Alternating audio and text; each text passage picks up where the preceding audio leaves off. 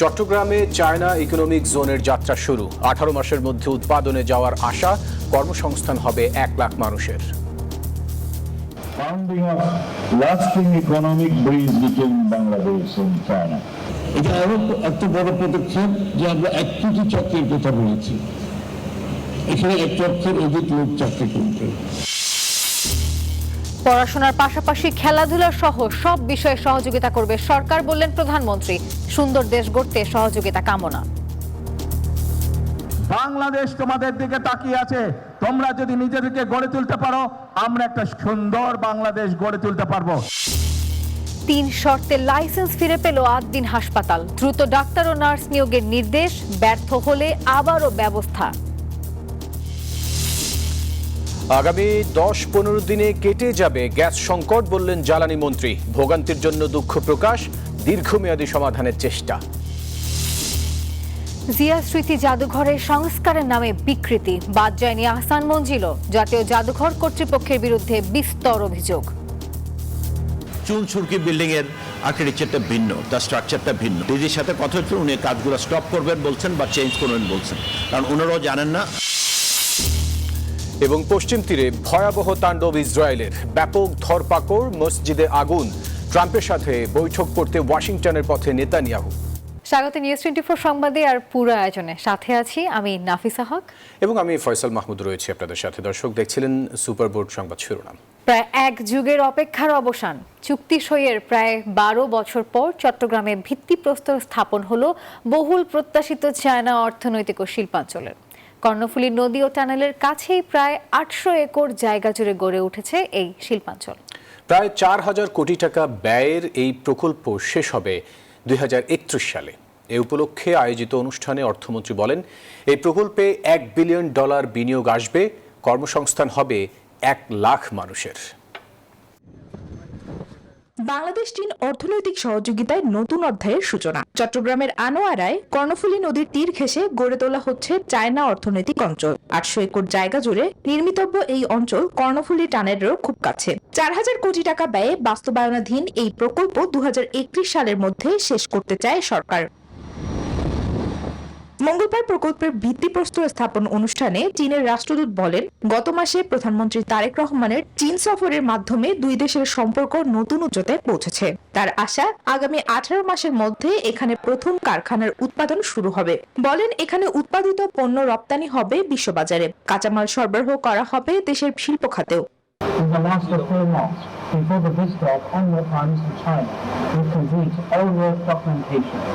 So to highlight the speed and efficiency of this new government, we executing important investment project for Bangladesh. এ সময় অর্থমন্ত্রী বলেন, 2034 সালের মধ্যে $1 trillion অর্থনীতি হবে বাংলাদেশ। দেশের শেয়ার বাজারেও চীনা বিনিয়োগের আহ্বান জানান তিনি। Future of Bangladesh economy. I think it's also the testament of present government's vision and aspiration to welcome the investment in Bangladesh. বিনিয়োগকারীদের সর্বোচ্চ নিরাপত্তা ও প্রয়োজনীয় নীতিগত সহায়তা দেওয়ার আশ্বাস দেন স্বরাষ্ট্রমন্ত্রী। It's not just the start of construction, it is the founding of lasting economic bridge between Bangladesh and China. বিশ্লেষকদের মতে নির্ধারিত সময়ে এই প্রকল্প বাস্তবায়িত হলে এটি চট্টগ্রাম সহ দেশের শিল্পায়ন, কর্মসংস্থান এবং বৈদেশিক বিনিয়োগে বড় ভূমিকা রাখবে। Desk report, news 24। নিজেদের গড়ার মাধ্যমে বাংলাদেশকে গড়ে তুলতে শিক্ষার্থীদের প্রতি আহ্বান জানিয়েছেন প্রধানমন্ত্রী তারেক রহমান। আর্মি স্টেডিয়ামে নতুন কুড়ি স্পোর্টসের প্রথম আসরের সমাপনী ও পুরস্কার বিতরণী অনুষ্ঠানে এই আহ্বান জানিয়েছেন তিনি। পড়ার সময় মন দিয়ে পড়া এবং খেলার সময় মন দিয়ে খেলতে শিক্ষার্থীদের আহ্বান জানান তিনি। পাশাপাশি প্রতি বছর 1টি করে গাছ রোপণ করার পরামর্শ দেন প্রধানমন্ত্রী। নতুন করে স্পোর্টসের প্রথম আসরের সমাপনী অনুষ্ঠানে যোগ দিতে আর্মি স্টেডিয়ামে প্রবেশ করেই শিক্ষার্থীদের কাছে ছুটে যান প্রধানমন্ত্রী তারেক রহমান।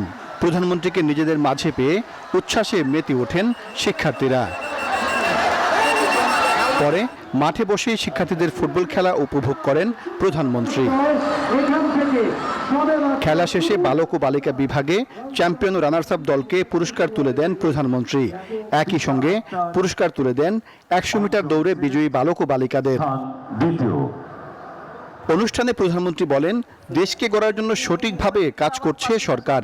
এই কাজে শিক্ষার্থীদেরও সামিল হওয়ার আহ্বান জানান তিনি।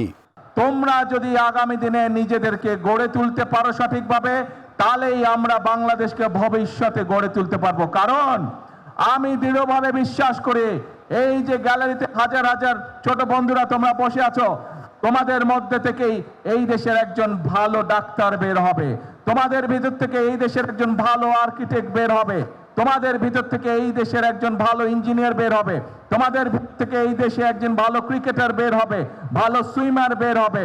প্রধানমন্ত্রী বলেন, দেশকে পরিচ্ছন্ন রাখতে শিক্ষার্থীদের ভূমিকা পালন করতে হবে। পরিবেশের ভারসাম্য রক্ষায় প্রতি বছর একটি করে গাছের চারা রোপণ করতে শিক্ষার্থীদের আহ্বান জানান তিনি। তোমরা নিশ্চয়ই দেখেছো, রাস্তা দিয়ে হেঁটে যাওয়ার সময় তোমার বাসার আশেপাশে অনেকে বিভিন্ন রকম ময়লা ফেলে যায়, বিভিন্ন রকম প্লাস্টিকের বোতল ফেলে যায়, সেটি পুকুর হোক, নদী নালা হোক, বাসার আশেপাশে।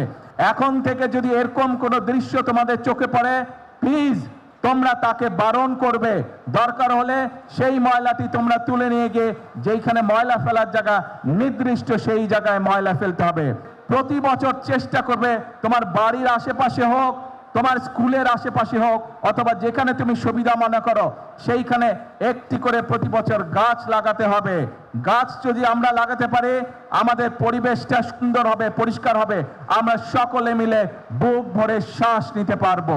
প্রধানমন্ত্রী জানান, শিক্ষার্থীদের পড়াশোনা ও খেলাধুলা সহ যে কোনো প্রয়োজনে সরকার সহযোগিতা অব্যাহত রাখবে। সাইফুল ইসলাম, নিউজ 24, ঢাকা। 2013 সালের 5ই মে শাপলা চত্বরে হেফাজতের মহাসমাবেশে হত্যাযজ্ঞের মামলায় শেখ হাসিনা, সাবেক সেনাপ্রধান আজিজ সহ 41 জনের বিরুদ্ধে অভিযোগ আমলে নিয়েছে আন্তর্জাতিক অপরাধ ট্রাইব্যুনাল। সেই সাথে শেখ হাসিনা, আজিজ, বেনজির সহ পলাতক আসামিদের বিরুদ্ধে গ্রেপ্তারি পরোয়ানা জারি করা হয়। চিফ প্রসিকিউটর জানান, হেফাজতে ইসলাম সংগঠনকে নির্মূল করার জন্যই শাপলা চত্বরের হত্যাকাণ্ড চালানো হয়। 2013 সালের 5 মে রাতের নীরবতা বদলে শাপলা চত্বর এলাকা প্রকম্পিত হয় সাউন্ড গ্রেনেড, গুলি, সাইরেন আর আর্তনাদের শব্দে। ভেস্তে যায় হেফাজতের মহাসমাবেশ ও অবস্থান। তখন সে ঘটনায় হতাহতের বিষয়টি অস্বীকার করে ফ্যাসিস্ট আওয়ামী লীগ সরকার। বলা হয়, কেউ নিহত হয়নি, রং মেখে শুয়েছিল তারা। 5ই আগস্ট শেখ হাসিনা পালিয়ে যাওয়ার পর শাপলা চত্বর হত্যাকাণ্ডের তদন্ত শুরু করে ট্রাইব্যুনালের তদন্ত সংস্থা। সোমবার এ মামলায় শেখ হাসিনা, বেনজির আহমেদ, আজিজ আহমেদ, সাবেক আইজিপি শহীদুল হক, শামসুল হক টুকু সহ 41 জনের বিরুদ্ধে অভিযোগ আমলে নেন ট্রাইব্যুনাল 2। পলাতক আসামিদের বিরুদ্ধে গ্রেপ্তারি পরোয়ানা জারি করা হয়। মাননীয় ট্রাইব্যুনাল 41 জন আসামির বিরুদ্ধে অভিযোগ আমলে নিয়েছেন এবং যারা ইতিমধ্যে আমাদের কয়েকজন গ্রেফতার আছে তাদেরকে সুনির্দিষ্টের আবেদন সেটা মঞ্জুর করেছেন। যারা পলাতক আছে তাদের বিরুদ্ধে গ্রেফতারি পরোয়ানা জারি করা হয়েছে। চিফ প্রসিকিউটর বলেন, হেফাজতে ইসলামকে নির্মূল করতেই হত্যাকাণ্ড চালানো হয়। হেফাজতে ইসলামের মতো একটি সংগঠনকে নির্মূল করার জন্য অত্যন্ত পরিকল্পিতভাবে তাদের উপরে সেই দিন এই নারকীয় আক্রমণ এবং হত্যাযজ্ঞ সংগঠিত করে। এর আগে চিফ প্রসিকিউটরের সাথে দেখা করেন হেফাজত নেতারা। শেখ হাসিনা, সাবেক পুলিশ প্রধান বেনজির আহমেদ সহ 50 জনের বিরুদ্ধে 2024 সালে ট্রাইব্যুনালে অভিযোগ দায়ের করা হয়। মাহমুদ হাসান, নিউজ 24, ঢাকা। রাজধানীর মগবাজারের আদ্দিন মেডিকেল কলেজ হাসপাতালের লাইসেন্স বাতিল করার 1.5 মাসের মাথায় সেই আদেশ প্রত্যাহার করে নিল সরকার। একই সঙ্গে হাসপাতালটিকে শর্ত সাপেক্ষে পুনরায় কার্যক্রম পরিচালনার অনুমতি দেওয়া হয়েছে। স্বাস্থ্য ও পরিবার কল্যাণ মন্ত্রণালয়ের এক প্রজ্ঞাপনে এই তথ্য জানানো হয়। সরকারকে কৃতজ্ঞতার পাশাপাশি রোগীদের আস্থা অর্জন করে দেশের সেবায় এগিয়ে যাওয়ার কথা জানিয়েছে হাসপাতাল কর্তৃপক্ষ। 6 নবজাতকের মৃত্যুর ঘটনায় গত 11 জুন আদ্দিন হাসপাতালের লাইসেন্স বাতিল করে স্বাস্থ্য অধিদপ্তর। 1.5 মাস পর শর্ত সাপেক্ষে লাইসেন্স বাতিলের সেই সিদ্ধান্ত প্রত্যাহার করে আবারও হাসপাতালটিকে কার্যক্রম পরিচালনার অনুমতি দিয়েছে সরকার। 1982 সালের অর্ডিন্যান্স যথাযথভাবে মানা, দ্রুত পর্যাপ্ত ডিউটি ডাক্তার ও নার্স নিয়োগ এবং শর্ত ভঙ্গ করলে আইনানুগ ব্যবস্থার কথা বলা হয়েছে স্বাস্থ্য মন্ত্রণালয়ের প্রজ্ঞাপনে। আইনের ভিত্তিতে হচ্ছে আইন অনুসারে তারা কিছু তারা আইনের ব্যর্থ হয়েছিল সেগুলো তারা বিচার সংশোধন করে নিয়েছে, পরে আইনের ভিত্তিতে আবার সিদ্ধান্ত দিচ্ছে। এদিকে লাইসেন্স ফিরে পেয়ে সরকারের প্রতি কৃতজ্ঞ হাসপাতাল কর্তৃপক্ষ। ভেন্টিলেশনের ব্যাপক উন্নয়ন ও চিকিৎসকদের বিভিন্ন ট্রেনিংয়ের মাধ্যমে সেবার মান বাড়ানো হয়েছে বলে দাবি তাদের। অনেক কিছুই রেনোভেশন করা হয়েছে, ভেন্টিলেশনের খুব ভালো ব্যবস্থা করা হয়েছে, এয়ার সার্কুলেশন যেন খুব ভালো হয়, আলো বাতাসের ব্যবস্থা করা হয়েছে। আমরা ডাক্তারদের, নার্সদের এবং অন্যান্য সেবাকর্মী যারা আছে তাদেরকে আমরা ইমার্জেন্সি ম্যানেজমেন্ট ট্রেনিং, সেই ট্রেনিংও আমরা দিয়েছি। লাইসেন্স ফেরত পাওয়ায় আগামীকাল সকাল 8টা থেকে হাসপাতালের বহির্বিভাগ, আন্তঃবিভাগ, ইমার্জেন্সি সহ সব ধরনের চিকিৎসা সেবা চালু হবে। শিহাব জাহিদ, নিউজ 24, ঢাকা। বর্তমান সরকার জুলাই যোদ্ধাদের টার্গেট করে দমিয়ে রাখতে চাইছে, অভিযোগ করেছেন জামায়াতের সেক্রেটারি জেনারেল মিয়া গোলাম পরওয়ার। তিনি বলেন, এর মাধ্যমে ফ্যাসিবাদের পথেই হাঁটছে তারা। জাতীয় প্রেস ক্লাবে এক সেমিনারে তিনি বলেন, প্রধানমন্ত্রীর অসীম ক্ষমতা হারানোর ভয়েই জুলাই সনদ বাস্তবায়ন করতে চায় না বর্তমান সরকার। আরও জানান, গণভোটের গণরায়কে অবশ্যই বাস্তবায়ন করতে হবে। বিএনপি বলছেন না, আমরা সংস্কার না, আমরা একটু সংশোধন করব। দেখছেন না, ভেজাল বাড়ছে সংস্কার আর সংশোধন। এই জন্য পার্লামেন্টে ওনারা সংস্কার করবেন না, সংশোধনের জন্য একটা বিশেষ কমিটি করে প্রস্তাব দিয়েছেন। এসএসসি ও সমমানের পরীক্ষার ফলাফল প্রকাশ করা হবে আগামী 10 আগস্ট। ওই দিন সারা দেশে একযোগে এই ফল প্রকাশিত হবে। বাংলাদেশ আন্তঃশিক্ষা বোর্ড সমন্বয় কমিটি এক প্রেস বিজ্ঞপ্তিতে এই কথা জানানো হয়। এবছর দেশের 11টি শিক্ষা বোর্ডের অধীনে মোট 18,57,344 জন পরীক্ষার্থী অংশ নেন। এর মধ্যে ছাত্র সংখ্যা 9,30,305 এবং ছাত্রী 9,27,039 জন। ঐতিহ্য আর প্রত্নতত্ত্বকে বাঁচিয়ে রাখার দায়িত্ব যাদের, তাদের চরম অবহেলা আর দুর্নীতির বলি হচ্ছে দেশের ঐতিহাসিক স্থাপনাগুলো।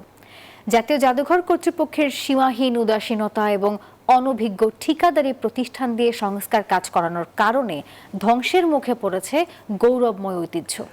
শহীদ রাষ্ট্রপতি জিয়াউর রহমানের স্মৃতি বিজড়িত জিয়া স্মৃতি জাদুঘর ও ঢাকার আহসান মঞ্জিল জাদুঘরে সংস্কার নামে ঠিকাদারি প্রতিষ্ঠানের ঐতিহ্য ধ্বংসের চালচিত্র অনুসন্ধান করেছেন মাসুদ আল আবনী।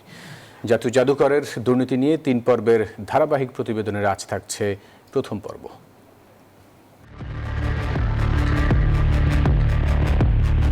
1981 সালে চট্টগ্রামের সার্কিট হাউসে নির্মমভাবে হত্যা করা হয় তৎকালীন রাষ্ট্রপতি জিয়াউর রহমানকে। পরবর্তীতে ওই স্থাপনাটি রূপান্তর হয় জাদুঘরে।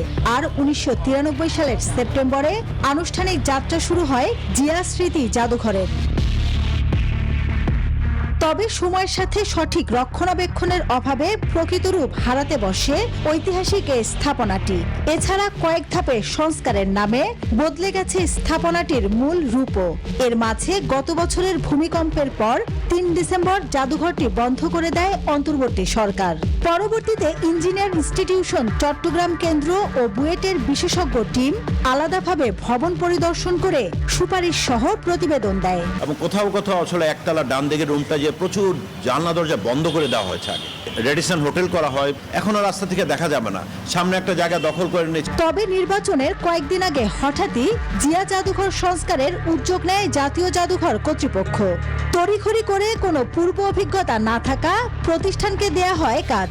প্লাস্টার ভাঙ্গিয়া আবার নতুন করে প্লাস্টার, ড্যাম প্লাস্টার যেগুলো ছিল এইগুলো যেগুলো করছি, টিনগুলো নষ্ট হয়ে যাচ্ছিল, সেই টিনগুলো সব চেঞ্জ করছি। কি এর আগে কখনো প্রত্নতত্ত্ব স্থাপনার সংস্কার কাজ করেছেন? না না না। এর মাঝেই ঐতিহ্য নষ্টের অভিযোগ ওঠে ঠিকাদারি প্রতিষ্ঠানটির বিরুদ্ধে। তবে এ নিয়ে জিয়া জাদুঘর কর্তৃপক্ষের বক্তব্য মেলেনি।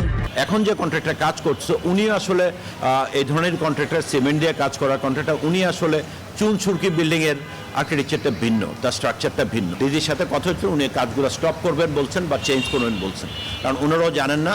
এ তো গেল চট্টগ্রামে জাতীয় জাদুঘর কর্তৃপক্ষের উদাসীনতার গল্প। এবার চোখ ফেরানো যাক ঢাকায়। আহসান মঞ্জিল সংস্কারেও মেলে 9-6, আবারও সামনে ওই একই ঠিকাদারি প্রতিষ্ঠান। ইসমত এন্টারপ্রাইজ নামের একটি ঠিকাদারি প্রতিষ্ঠানকে কাজ দেয়া হয় আহসান মঞ্জিলের প্রাচীর উঁচু করা সহ প্রয়োজনীয় মেরামত ও সংস্কার কাজের।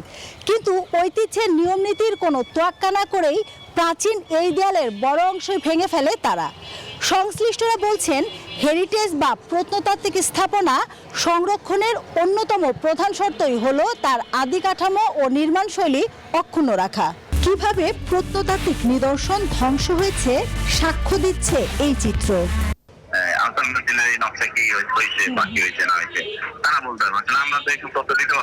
এবার অভিযোগ ওঠা ঠিকাদার প্রতিষ্ঠানের খোঁজে নিউজ 24।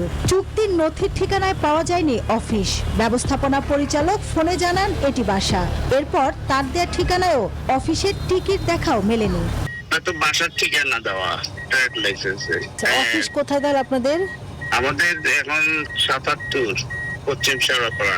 গত বছরের নভেম্বর থেকে চলতি বছরের মার্চ পর্যন্ত সময়ে জাতীয় জাদুঘরের সাথে ইসমত এন্টারপ্রাইজের 3টি কাজের চুক্তিপত্র নিউজ 24 এর হাতে। সেখানে দেখা যায় এক এক নথিতে এক এক ঠিকানা ও নাম ব্যবহার করেছে প্রতিষ্ঠানটি। বিশেষজ্ঞরা বলছেন, সরকারি দরপত্রে ভুল বা ভুয়া ঠিকানা ব্যবহার করলে পাবলিক প্রকিউরমেন্ট আইনে টেন্ডারটি অবৈধ হবে। তাহলে এখন অফিসে যারা ট্যাগ কমিটি ছিল, ক্রয়কারী ছিল, ওনারা কিভাবে এই দরপত্রটা মূল্যায়ন করে ওনাকে ওয়ার্ক অর্ডার দিল এটাও জানতে হবে। যেহেতু উনি মিথ্যা তথ্য দিয়েছে, তারও উনি তো দ্বারা অনুসারে কালো তালিকাভুক্ত হওয়ার কথা। অনুসন্ধান বলছে, জাতীয় জাদুঘরের কোটি টাকার কাজ এমন অস্তিত্বহীন প্রতিষ্ঠান পায় স্বজনপ্রীতি ও যোগ সাজসে। এবার জাতীয় জাদুঘরের মুখোমুখি হওয়ার পালা। ফোনে সচিবকে পাওয়া গেলেও লাপাত্তা মহাপরিচালক। এটা তো আমরা না, এটা একটা প্রসেসের মধ্যে ডিজি পর্যন্ত তো অ্যাপ্রুভ হয়। আমি একটু কাইন্ডলি ডিজি মহোদয়ের সঙ্গে একটু কথা বলে আমার একটা মিটিং আছে। এখানে মূল হোতা কিন্তু হচ্ছে তো যারা এই কার্যাদেশের পেছনের শক্তি, সহায়ক শক্তি যোগ সাজস করেছেন, নিজেরা সুবিধা নিয়েছেন, তা না হলে এই কার্যাদেশ হতো না। জাতীয় ঐতিহ্য ধ্বংসের এ মহোৎসব ঠেকানোর জোর দাবি নাগরিকদের। তারা চান জাতীয় জাদুঘরের দুর্নীতির অন্তরালের খবর, চান জড়িতদের মুখোশ উন্মোচন। মাসুদা লাবনী, নিউজ 24, ঢাকা। অধিকৃত পশ্চিম তীর জুড়ে আবারও তাণ্ডব শুরু করেছে ইসরায়েলি বাহিনী। সন্ত্রাসী নির্মূলের অজুহাতে আটক অন্তত 70 ফিলিস্তিনি। এমনকি আন্তর্জাতিক নিষেধাজ্ঞা উপেক্ষা করে ফিলিস্তিনিদের উচ্ছেদ কার্যক্রমও চালাচ্ছে ইহুদিরা। দুটি মসজিদে আগুন দেওয়ার ঘটনাও ঘটেছে। এদিকে ট্রাম্পের সঙ্গে আলোচনা করতে ওয়াশিংটনের উদ্দেশ্যে রওনা দিয়েছে বেনিয়ামিন নেতানিয়াহু। পোড়া দেয়াল আর ধ্বংসস্তূপে পরিণত হওয়া এ মসজিদই ফিলিস্তিনিদের ওপর চলমান ইসরায়েলি আগ্রাসনের নীরব সাক্ষী। অধিকৃত পশ্চিম তীরে ফিলিস্তিনিদের উপর হামলা চালিয়ে ক্ষান্ত হয়নি দখলদাররা। নাবলুসের কুসরা গ্রামে আর রাহমা ও তুলকারেমের আরেকটি মসজিদে আগুন দেয় অবৈধ বসতি স্থাপনকারী ইহুদিরা। পুড়ে ছাই আসবাবপত্র। ছবিতে দেখা যায় হিব্রু ভাষায় প্রতিশোধ সহ উগ্র নানা স্লোগান সম্মিলিত গ্রাফিতি। এটি একটি ধর্মীয় অপরাধ, এটি একটি নৈতিক অপরাধ। পৃথিবীতে কোনো মানুষ নেই যে কোনো ধর্মীয় স্থানে আগুন লাগায়। অধিকৃত পশ্চিম তীরে ফিলিস্তিনিদের উপর গেল কয়েকদিন ধরে হামলা চালিয়ে যাচ্ছে দখলদাররা। সন্ত্রাসী নির্মূল অভিযানের অজুহাতে অসহায় ফিলিস্তিনিদের আটক করছে ইসরায়েলি সেনাবাহিনী। এমনকি তেল গ্রামের সংঘর্ষে জড়িত থাকার অভিযোগে ফিলিস্তিনিদের ঘর বাড়ি বুলডোজার দিয়ে গুড়িয়ে দিচ্ছে আইডিএফ। জলপাই বাগান ও কৃষি জমিতে আগুন দিয়েছে অবৈধ বসতি স্থাপনকারীরা। এদিকে আন্তর্জাতিক চাপ ও নিষেধাজ্ঞাকে উপেক্ষা করে 750-এরও বেশি নতুন ইউনিট নির্মাণের ঘোষণা দিয়েছে ইসরায়েলের অর্থমন্ত্রী বেজালেল স্মোট্রিচ, যা বাস্তবায়নে মূলত ফিলিস্তিনিদের ওপর এ আগ্রাসন বলে ধারণা অনেকের। এ পরিকল্পনা বাস্তবায়িত হলে হাজার হাজার অতিরিক্ত বসতি স্থাপনকারী পশ্চিম তীরে থাকার সুযোগ পাবে। এদিকে ট্রাম্পের সঙ্গে আলোচনা করতে ওয়াশিংটনের উদ্দেশ্যে রওনা দিয়েছেন ইসরায়েলের প্রধানমন্ত্রী বেনিয়ামিন নেতানিয়াহু। এর আগে আন্তর্জাতিক অপরাধ আদালতের গ্রেফতারি পরোয়ানা এবং নিউ ইয়র্কের মেয়র জোহরান মামদানির হুঁশিয়ারি উপেক্ষা করেই জাতিসংঘে ভাষণ দিতে যাওয়ার ঘোষণা দেন তিনি। আফরিন মৌ, নিউজ 24। ছিল নিউজ 24 সংবাদে। পুরো আয়োজনের সঙ্গে থাকার জন্য ধন্যবাদ সবাইকে।